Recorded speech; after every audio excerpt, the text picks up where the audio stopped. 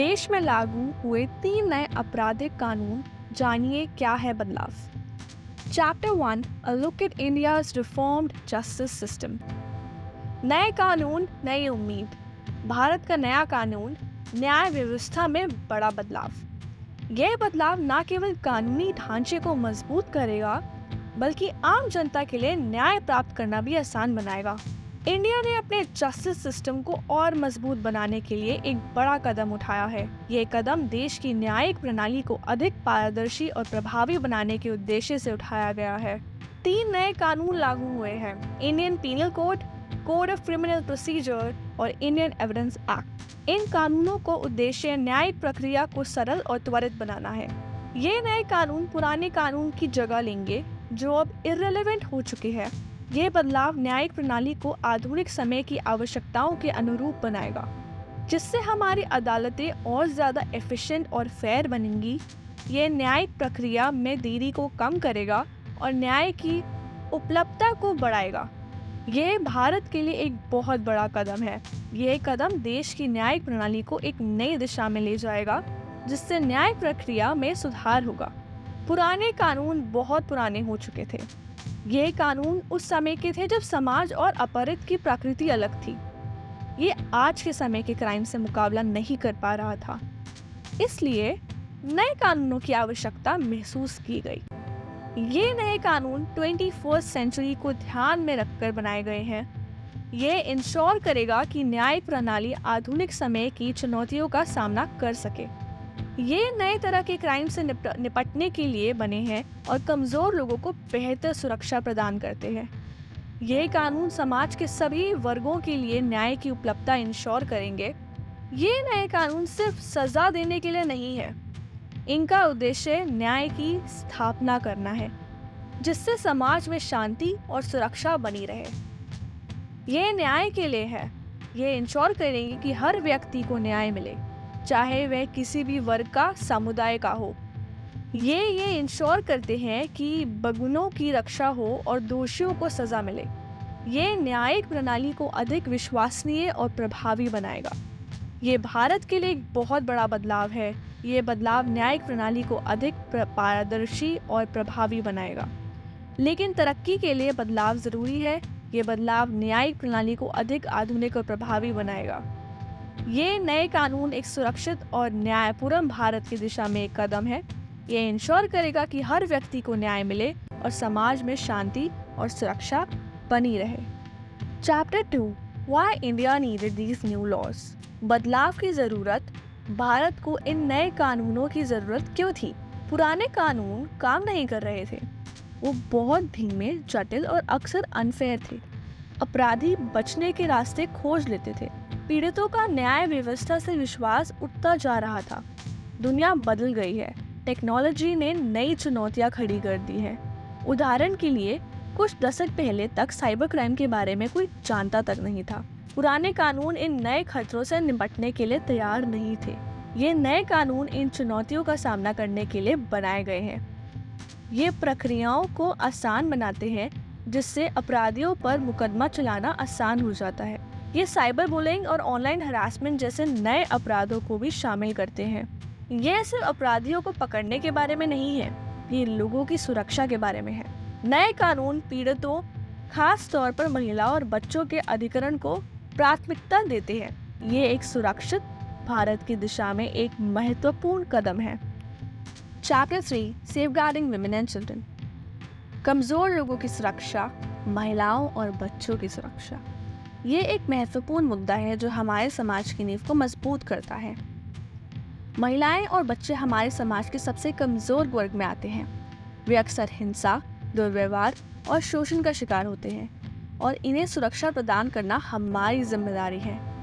वे अक्सर हिंसा, दुर्व्यवहार और शोषण का शिकार होते हैं। ये हिंसा शारीरिक, मानसिक और भावनात्मक हो सकती है और इसका प्रभाव बहुत गहरे होते हैं। नए कानून इसे समझते हैं और उन्हें ज़्यादा सुरक्षा प्रदान करते हैं।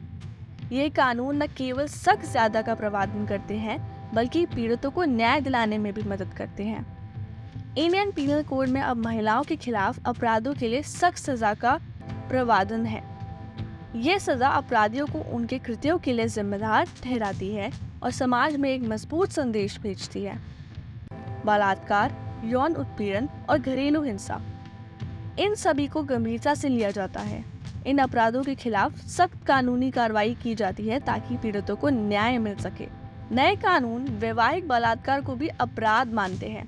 ये एक ऐतिहासिक फैसला है जो अनगिनत महिलाओं की रक्षा करेगा। ये निर्णय महिलाओं के अधिकारों को मान्यता देता है और उनका सम्मान की रक्षा करता है। नए कानूनों के तहत बच्चों को भी विशेष सुरक्षा दी गई है। ये सुरक्षा उन्हें शोषण और दुर्व्यवहार से बचाने के लिए महत्वपूर्ण है। बाल शोषण के मामलों से निपटने के लिए विशेष अदालतें स्थापित करने का आदेश दिया गया है। ये अदालतें बच्चों के मामले को प्राथमिकता देती है और उन्हें न्याय दिलाने में मदद करती है। ये अदालतें बच्चों के अनुकूल माहौल प्रदान करेंगी ताकि कानूनी प्रक्रिया के दौरान युवा पीड़ित को और ज्यादा परेशानी का सामना ना करना पड़े। ये माहौल बच्चों के मानसिक और भावनात्मक स्वास्थ्य के लिए महत्वपूर्ण है। नए कानून महिलाओं और बच्चों के खिलाफ अपराधों को रोकने पर भी ध्यान केंद्रित करते हैं।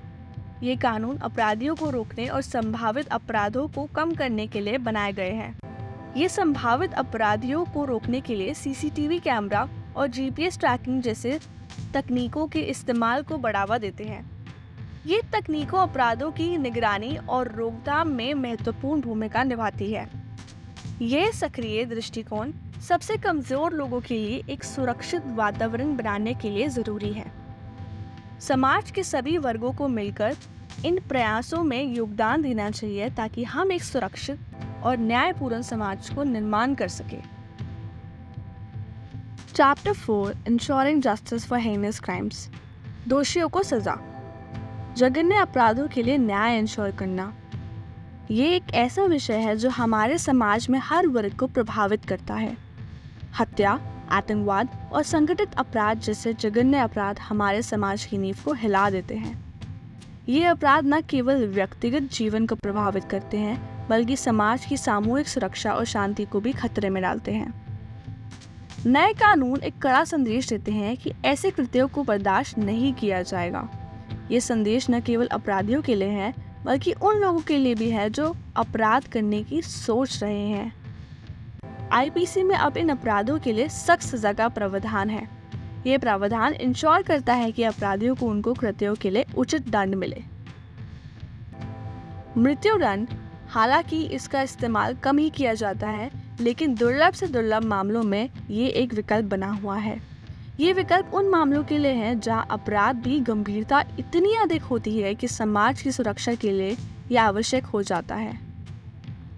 बिना पैरोल के आजीवन कारावास अदालतों के पास उपलब्ध एक और प्रावधान है। ये सजा उन अपराधियों के लिए है जो समाज के लिए एक स्थायी खतरा बना रहते हैं। नए कानून आपराधिक नेटवर्क को ध्वस्त करने पर भी ध्यान केंद्रित करते हैं। ये महत्वपूर्ण है क्योंकि संगठित अपराध अक्सर व्यापक और जटिल होते हैं, जिनका प्रभाव समाज के विभिन्न हिस्सों पर पड़ता है। वे कानून प्रवर्तन एजेंसियों को संगठित अपराध की जांच और मुकदमा चलाने की ज़्यादा शक्तियां देते हैं। ये एजेंसियों को अधिक प्रभावी ढंग से काम करने में सक्षम बनाता है। इसमें संपत्ति जब्ती की प्रावधान शामिल है, जिसका उद्देश्य आपराधिक संगठनों को आर्थिक रूप से कमजोर करना है। ये प्रावधान इंश्योर करता है कि अपराधियों को उनके अवैध कार्यों से कोई वित्तीय लाभ ना हो। संदेश बिल्कुल साफ है, जो लोग जघन्य अपराध करते हैं उन्हें कानून की पूरी ताकत का सामना करना पड़ेगा। ये संदेश समाज में न्याय और सुरक्षा की भावना को मजबूत करता है। हमारे देश की सुरक्षा को खतरे पैदा करने वाले के लिए कोई सुरक्षित जगह नहीं होगी। ये इंश्योर करना हमारी प्राथमिकता है कि हर नागरिक सुरक्षित महसूस करे और न्याय की प्रक्रिया पर विश्वास रखे। इसके अलावा सामुदायिक कार्यक्रमों के माध्यम से अपराध की रोकथाम पर भी जोर दिया जा रहा है। ये पहले समाज के हर सदस्य को अपराध के खिलाफ एकजुट होने का अवसर देती है। जन जागरूकता अभियानों के माध्यम से लोगों को उनके कानूनी अधिकारों और कर्तव्यों के बारे में शिक्षित किया जा रहा है। ये जानकारी उन्हें अपराध के खिलाफ खड़े होने के न्याय की मांग करने में सक्षम बनाती है। कानून परिवर्तन और समुदायों के बीच सहयोग को भी बढ़ावा दिया जा रहा है। ये सहयोग अपराध की रोकथाम और न्याय की प्रक्रिया को और अधिक प्रभावी बनाता है। अंत में सफल अभियोजन और दोषियों को सजा मिलने पर समाज में एक सकारात्मक संदेश जाता है। ये संदेश ये है कि न्याय प्रणाली काम कर रही है और अपराधियों को उनके कृत्यों के लिए जवाबदेह ठहराया जा रहा है। इस प्रकार हम एक सुरक्षित और न्यायपूर्ण समाज की दिशा में आगे बढ़ सकते हैं, जहां हर नागरिक को न्याय और सुरक्षा का अनुभव हो। Chapter 5 embracing technology in the courtroom. न्याय का आधुनिकीकरण, अदालत में टेक्नोलॉजी को अपनाना। न्याय में देरी अन्याय है।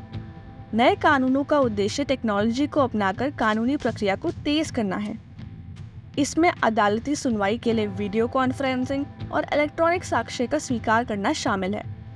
वीडियो कॉन्फ्रेंसिंग यात्रा और अन्य कारणों से होने वाली देरी को कम कर सकती है। ये भारत जैसे विशाल देश में खास तौर पर फायदेमंद है, जहां गवाह और आरोपी अदालत से बहुत दूर स्थित हो सकते हैं। इलेक्ट्रॉनिक दस्तावेजों के इस्तेमाल से न्यायिक प्रक्रिया को सरल बनाया जा सकता है। ईमेल, टैक्स संदेश और सीसीटीवी फुटेज जैसे डिजिटल साक्ष्य को आसानी से अदालत में पेश किया जा सकता है और उसकी जांच की जा सकती है। ये कागजी दस्तावेजों पर निर्भरता को कम करता है, जिससे प्रक्रिया तेज और ज़्यादा कुशल बनती है। ये तकनीकी प्रगति सिर्फ गति के बारे में नहीं है, ये न्याय व्यवस्था को और ज़्यादा सुलभ और पारदर्शी बनाने के बारे में है।